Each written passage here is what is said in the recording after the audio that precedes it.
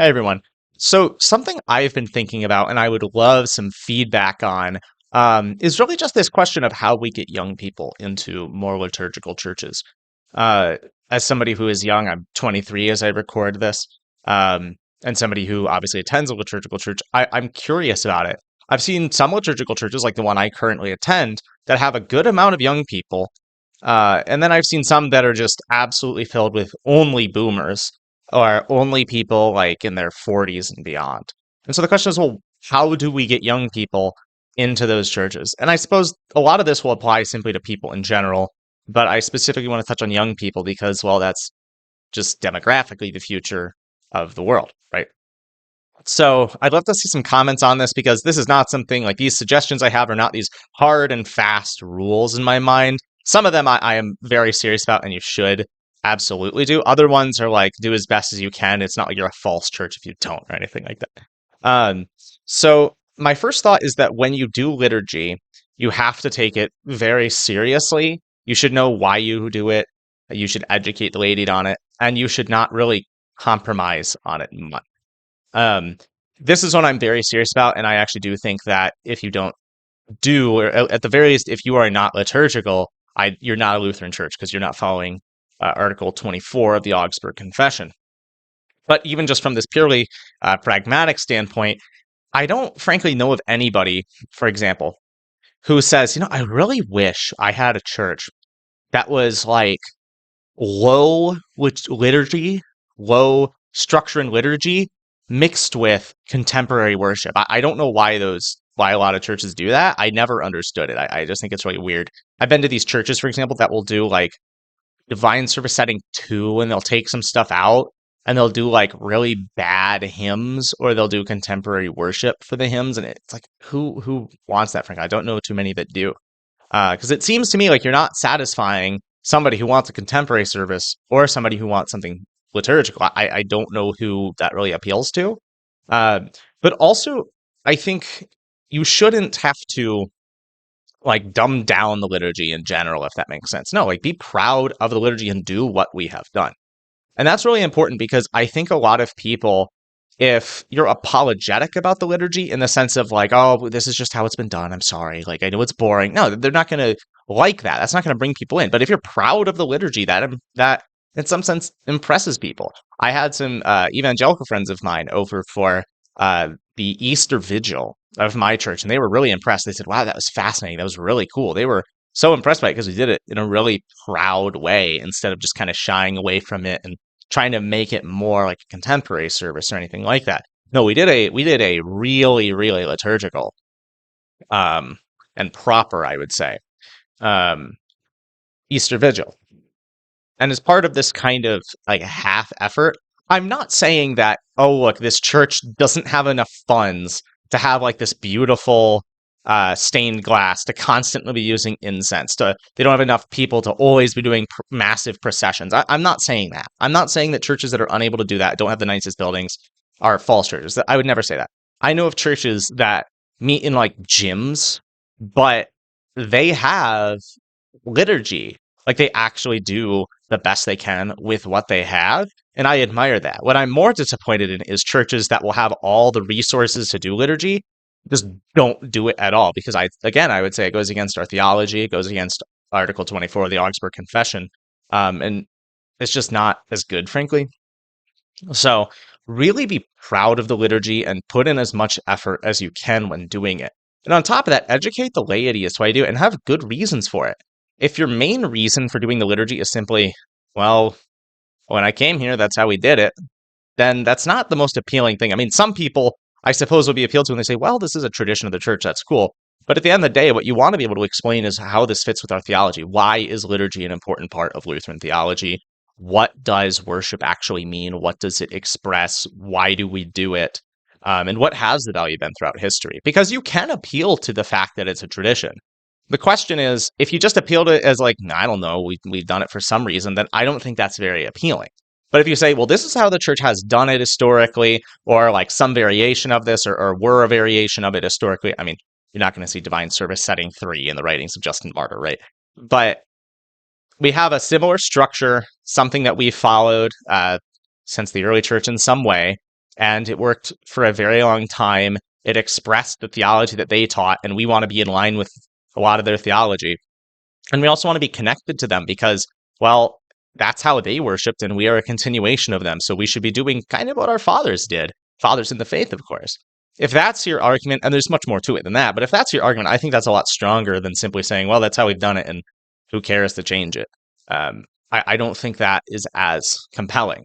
Again, have more reasons, educate the laity, and not simply why do you do it, but explain to them what are the various aspects of the service. Because when I first went to a liturgical service, I was really fascinated by it. I didn't understand, like, why do we do all this stuff? I had to kind of educate myself on it for a bit. And then, I talked to various pastors of the churches I was attending, and they explained it to me. But I think we could put a lot more effort into saying, well, this is why the various aspects of the liturgy are done. Not simply the liturgy as a whole, but say, hey, why do we do the Kyrie at this point? Why do we do the Gloria in Excelsis only in certain parts of the year? Like, spend a lot of time explaining that so people get, hey, this isn't just cool, it's actually valuable and expresses theological truths.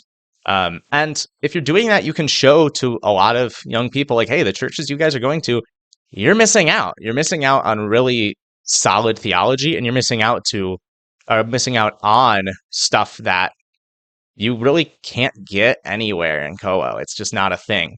I was thinking about this during Lent. I mean, from my experience, I don't know of how a church that does contemporary worship can really follow Lent fully or express it in the worship. I mean, I know evangelicals that follow Lent, like they do Lenten fasts, and they do them very well. But like, what do they do differently at church? Do they like just sing, I guess, slightly sadder songs? I don't know. I remember growing up, there was no difference in the service. I think it's really interesting that we build our liturgy in such a way that we can like express the different parts of the church here, and to show an evangelical, like, hey, our worship is built around Christ's life and death. And to say, and not simply in the service, like a single service, but the entire church year. That's honestly really cool. A lot of people have loved that concept, and you get it really well in liturgy. And so if you can explain that to people, it's really helpful. Now, moving away purely from liturgy, another thought that I've had is simply that you can't simply cater to boomers. This is something I found. I find these churches, for example, that say, man, why can't we get more young people? And I look on their website, I see, well, what do they do for the week? Why would a young person show up for something during the week other than obviously the mass? And they don't do anything. Like, I've been to churches where all they do is like have a Bible study in the middle of the week on like a Tuesday at 9 a.m. Like, what person working a 9 to 5 can do that? It's always these retired people. And I'm not saying just ignore the retired people, but spend more time like getting events or these like weekly meetings, I suppose, these weekly Bible studies at times when people can actually show up. And that's one thing my church does really well. We have our Bible studies on Wednesday evenings at like 6:30. I actually can't go because I have music rehearsals then. But like, hey, I'm not as many people are doing music rehearsals, right? So that's something that like, not everyone's going to make every single Bible study. That's okay. You got to accept that. But when you pretty much have to cut out like a massive part of the population because they're working, that's not really good. Like that's not helpful and conducive to having people show up. And on top of that, you want to have, I suppose, events for young people. Not purely young people, but events that they can go to, not simply like these events that only boomers would go to. So, for example, let me go through what my church does. I should say I go to a church that specifically caters, or not, I won't say caters, but it's pretty much in a university in the sense that it's, it's a long frat row. We have a lot of college students, but we have a lot of older people too. This isn't only college students. We have college students. We have people in their early 20s, 30s, and then, I mean, just all age ranges and a good amount of each. It's really spread out in terms of age. On Tuesdays, we have a Greek lesson. So our vicar is teaching Greek. On Wednesday, we have a free dinner, or it's like a potluck style. And then, so I guess it's not free, but, potluck dinner with a Bible study and Vespers service. Thursday night for the students and other people can show up for sure. There's like, it alternates by week. We have like a study night every other week, or we'll have something else going on. So this Thursday, it's like board games. The next Thursday I know of, I think, or no, the previous Thursday before a study night was bowling. They'll do like ice skating. They'll play sports and stuff like that. They've had karaoke nights. Yeah, it's cool. And then once a month on a Friday night, we go out to a bar or to someone's house and we talk about theology, and not theological questions that are like so in depth that nobody that hasn't read scholastics or something can't answer. No, they're questions like, what's God's relationship to beauty? Is beauty objective? Stuff like that, right? Sometimes on Saturdays we'll have brunches. And so, point is, the church I go to is really good at fostering community by having events that pretty much anyone can go to. And a lot of people take advantage of all of these events.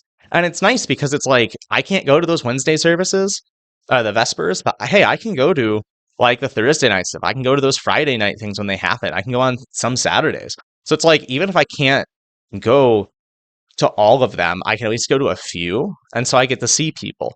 And that's another big thing. And this is kind of my overall theme here, is that we really need to build like a community in these churches, because one of the things that evangelicals do really well in my mind is they build communities.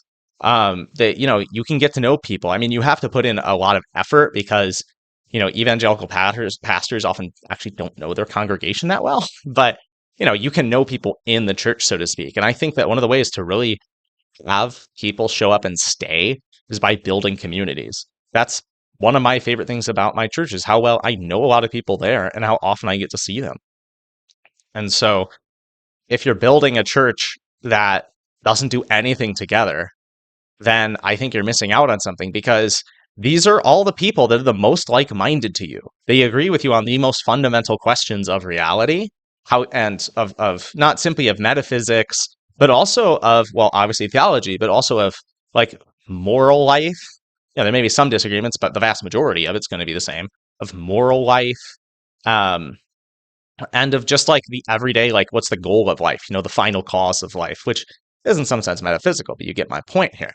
And so what I'm trying to get across is that why wouldn't we try to build like a really thriving community by having a lot of events, right? Like having a lot of things during the week for people to do, a lot of opportunities for people to see each other. I really struggle with the concept of a church saying, let's just meet on a Sunday and then maybe one other day in the week, and that's it. I think that's really poor practice, frankly. And so in my mind, if you're doing all of that, that's really helpful. And then finally, I would say it's really important to try to have educated laity, because something people don't often think about when it comes to like those mega churches is that those mega churches don't really have strong retention. A lot of the time, it's high turnover. And so I think with like good education, you may have good retaining of your laity. You're showing them, hey, well, our theology is true. But also you give them a reason to be there. You give them like reasons to study this stuff and more invested. I think a lot of people have this concept of theology that it's all boring and that it's like just trying to figure out like dates of events in the Old Testament. Like, yeah, that can be boring. Can be interesting. That can be boring, right? No, if you show them like the cool parts of theology and you do things like book studies, you do stuff like those theology pubs that we call them, where we go to a bar and talk theology. If you do stuff like that, I think people will be more interested and they'll want to stay. And even if you don't get people to like be members of the church specifically, where they're showing up every single Sunday, I have friends from other denominations that are really interested in going to those theology pubs, that really want to do these book studies and want to show up to at least some services. And so why wouldn't you do that kind of stuff? And now I understand if that may be a lot on the pastor. I get that. That makes sense to me, but I don't think all of this is that hard to do. Maybe you have like a few events during the week, and some of them the pastor doesn't even have to show up to, Like our vicar is the one who teaches that great class. Our pastor isn't often there. And I understand if you don't have a vicar, but he's the one that teaches that Greek class. Anyway, and then those events like theology hubs, I mean, there's not much planning. It's just, hey, let's go to a bar and talk about theology for like an hour, like 2 hours or so, right? So overall, my point with this video is just to say that I really do think that there are a lot of opportunities for liturgical churches to bring in young people. And I think pretty much all of them are within reach. But I think a lot of churches just don't actually do it for one reason or another. I would love some comments on this, what you guys think of my ideas. I'm not saying that all my ideas are absolutely infallible and will solve everything, but these are just some things that I've thought about. And the best churches that I've been to at retaining young people have pretty much followed the strategy that I have been outlining here. So I want to see what you guys have to say, both about my comments and add your own thoughts. I think this is really a brainstorming session and something that um, we should really be thinking about because, as I said, it's really important to bring in young people, both simply for their salvation, but also for the sake of, keeping our churches going and building thriving Christian communities. So thanks, everybody. See you soon and look forward to all the comments. Have a good one.